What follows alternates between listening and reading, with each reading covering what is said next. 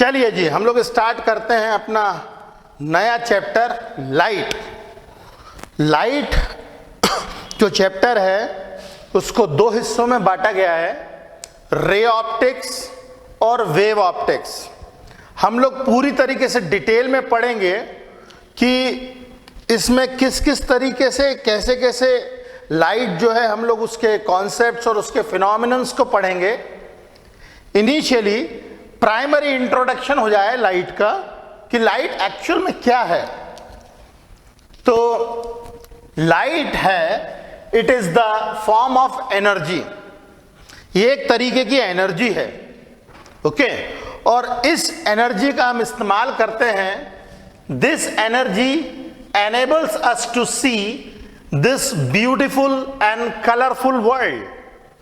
इस खूबसूरत दुनिया को देखने के लिए लाइट चाहिए ही चाहिए।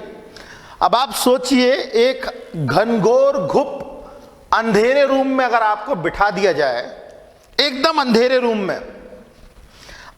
रूम में अगर आपको बिठा दिया जाए और आपका कोई फ्रेंड बहुत अच्छे ड्रेस पहन के आया, तो आपको क्या पता चलेगा, कैसे पता चलेगा? उसको दिखेगा ही नहीं आपको उसका ड्रेस। ना तो उसका ड्रेस दिखने वाला है, ना तो उसका मेकअप दिखने वाला है, आपको कुछ भी नहीं दिखने वाला। आपको इस दुनिया की खूबसूरत चीजों को देखने के लिए लाइट चाहिए ही चाहिए। मैं आपको देख सकता हूं, आप मुझे देख सकते हैं सिर्फ इसीलिए क्योंकि लाइट है। इस रूम में भरपूर लाइट है, इसीलिए आप ये सब चीजें देख भी पा रहे हैं। तो light enables us to see this beautiful and colorful world। अच्छा, अब लाइट की जरा सी डिटेलिंग में चले हम लोग। लाइट एक्चुअल में क्या है, इसका क्या पैटर्न है। जैसे हम लोग इंसान हैं, ठीक है, मगर हम लोग को कहते हैं सोशल एनिमल। एक्चुअल में हम लोग एनिमल्स ही हैं, मगर चूंकि ईश्वर ने हमें दिमाग दे रखा है इसीलिए हम लोग सोच सकते हैं, तो हमें सोशल एनिमल बोला गया है, ओके। इसी तरीके से लाइट भी एक तरीके की इलेक्ट्रोमैग्नेटिक रेडिएशंस हैं। It is a type of electromagnetic radiations. ढेर सारी टाइप की इलेक्ट्रोमैग्नेटिक रेडिएशंस होती हैं। ये हम लोगों ने 8th चैप्टर में पढ़ा हुआ है। बहुत सारी टाइप की इलेक्ट्रोमैग्नेटिक रेडिएशंस होती हैं। उसमें से एक टाइप की इलेक्ट्रोमैग्नेटिक रेडिएशंस लाइट भी होती है। हम लोग इसको डिस्कशन करते हैं बाद में। Light can travel in vacuum. Light vacuum में ट्रैवल कर सकती है। कैसे, इसका भी एक्सप्लेनेशन है, मगर लाइट वैक्यूम में ट्रैवल कर सकती है और हर उस मीडियम में ट्रैवल कर सकती है जो ऑप्टिकल मीडियम होगा, यानी जो ट्रांसपेरेंट मीडियम होगा, लाइट उसमें ट्रैवल कर सकती है। और इनफैक्ट सबसे ज्यादा स्पीड लाइट की वैक्यूम में ही होती है। It's maximum speed is in vacuum. Vacuum में ही लाइट की सबसे ज्यादा स्पीड होती है। The presently accepted value of speed of light in vacuum is 2.99792458 into 10 to the power 8 metre पर सेकेंड। मगर ये बहुत कॉम्प्लिकेटेड और बहुत बड़ा नंबर है, तो इसको हमने अप्रोक्सीमेट करके बताया है 3 into 10 to the power 8 metre पर सेकेंड। यानी इसमें से यदि 3 जीरोज में इसको दे दूं तो ये हो जाएगा कितना, या 5 जीरोज में इसको दे देता हूं तो ये कितना हो जाएगा, 3 1 2 3 4 5।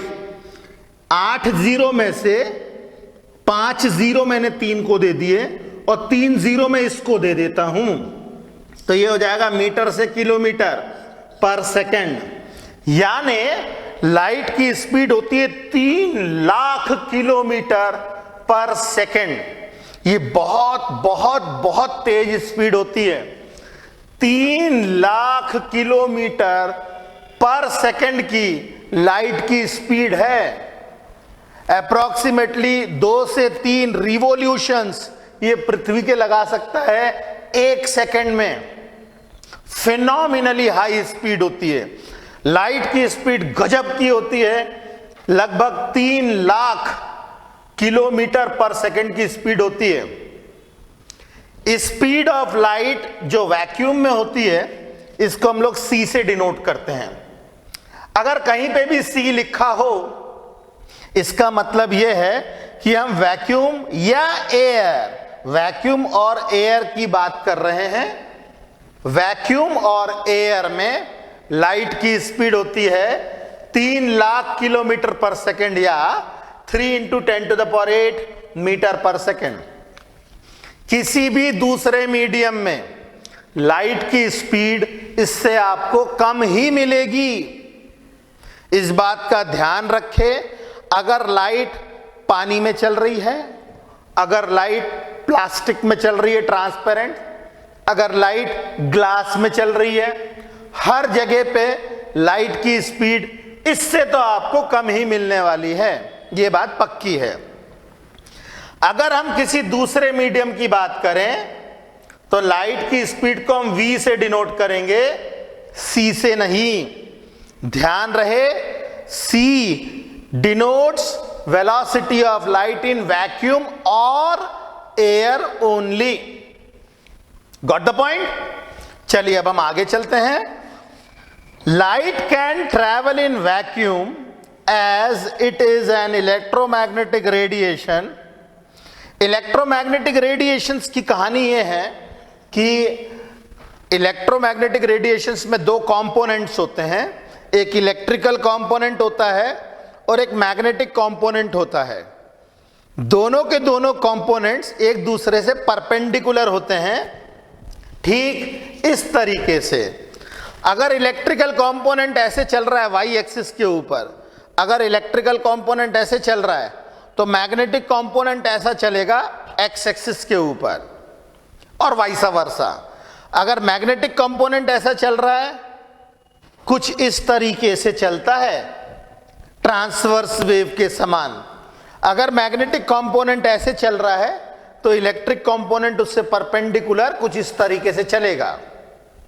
ऐसा मान के चले, एक वेव ऐसी चल रही है तो दूसरी वेव ऐसी चल रही है। और खास बात यह है कि दोनों की दोनों वेव्स एक साथ चलती है कुछ इस तरीके से एक साथ चलती हैं दोनों की दोनों वेव्स। Got the point? तो electrical component, electric and magnetic components regenerate each other.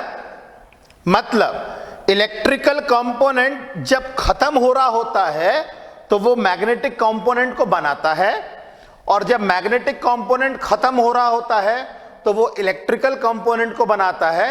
इसी कारण से लाइट वैक्यूम में भी ट्रैवल करती है और वैक्यूम में सबसे ज्यादा एफिशिएंटली करती है। इसीलिए 100% electrical component light magnetic component में कन्वर्ट होता है, और magnetic component in turn electrical component में खत्म हो जाता है, मतलब कन्वर्ट होता है।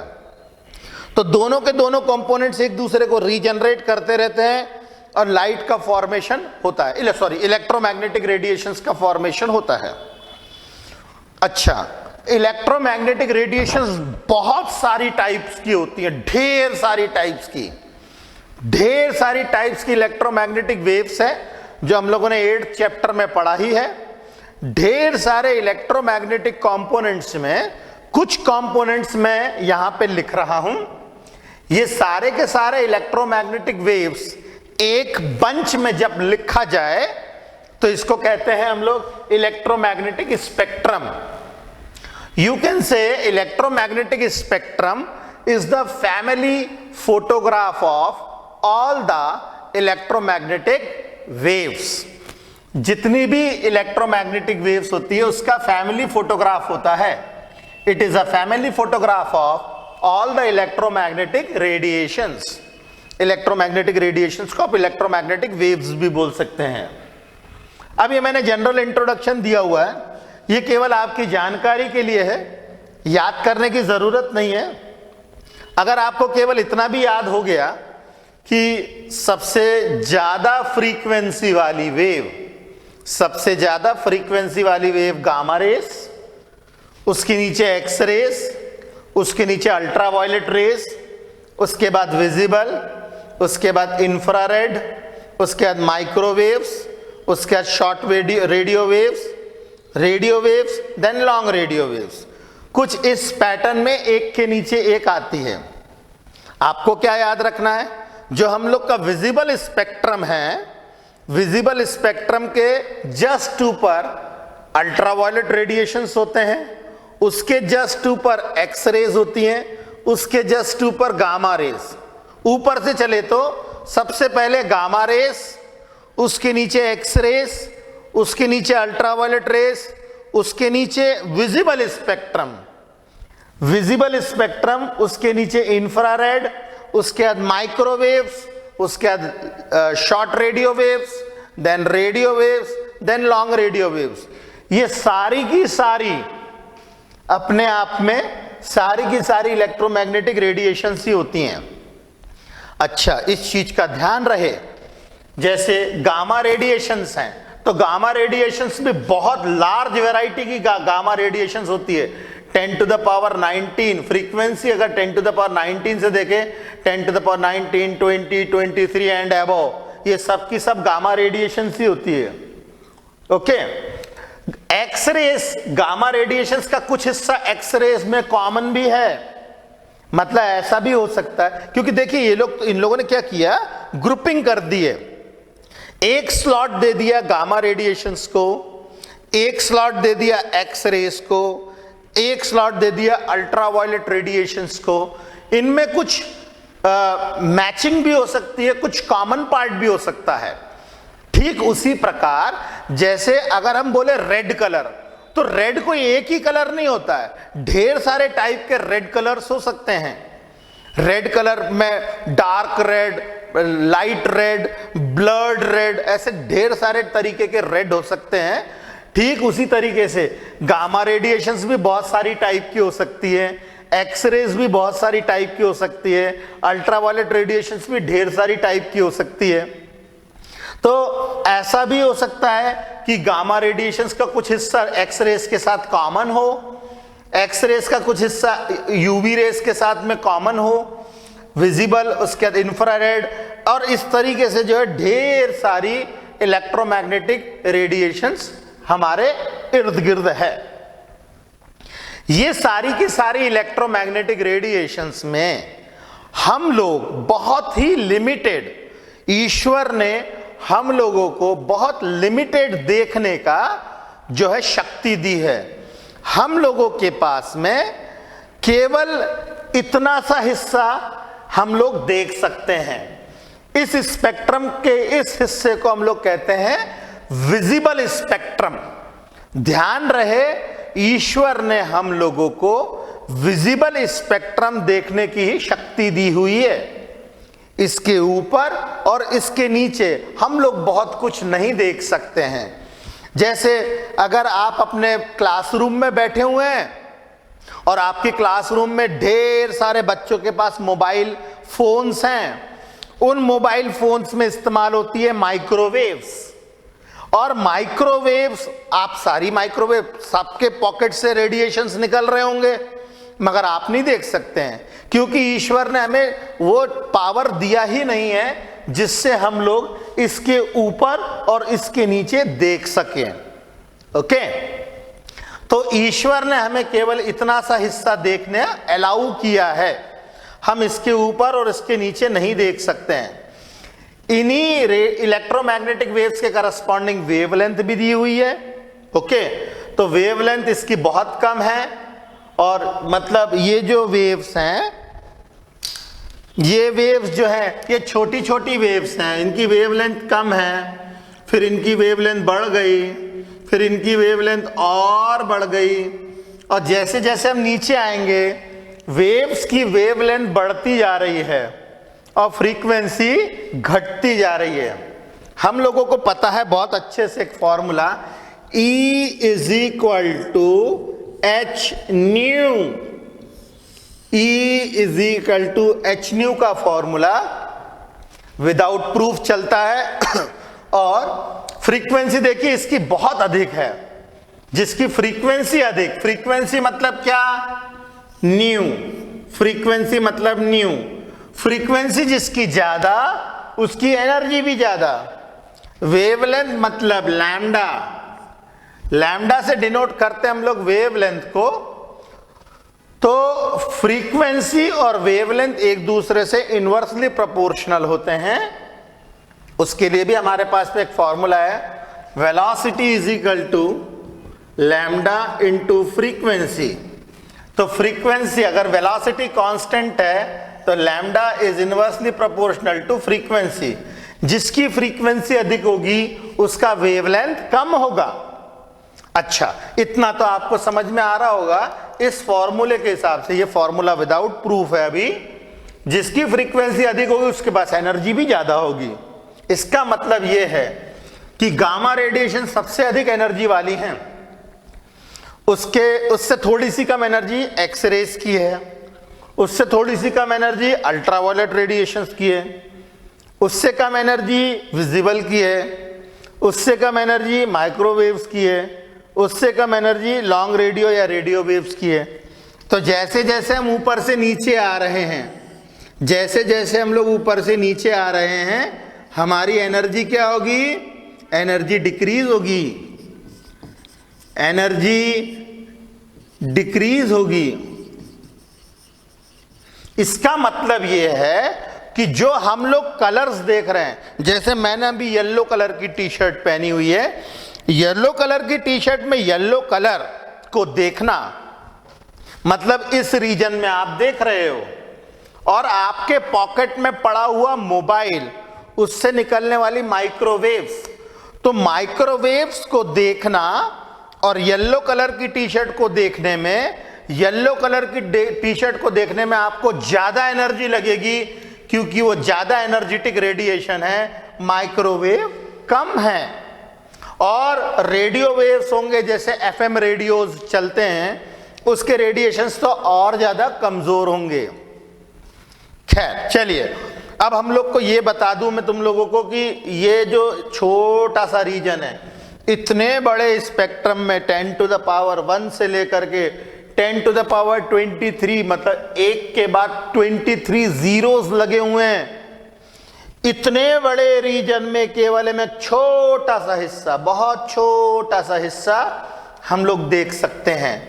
इस छोटे से हिस्से को अगर मैं बड़ा करूं, इस छोटे से हिस्से को अगर मैं बड़ा करूं, तो इसकी जो वेवलेंथ आती है, ये जो वेवलेंथ आती है वो आती है 4 इंटू 10 टू द पावर -7 से लेकर के 7.5 से लेकर के 8 into 10 to the power -7 metre तक के होगा।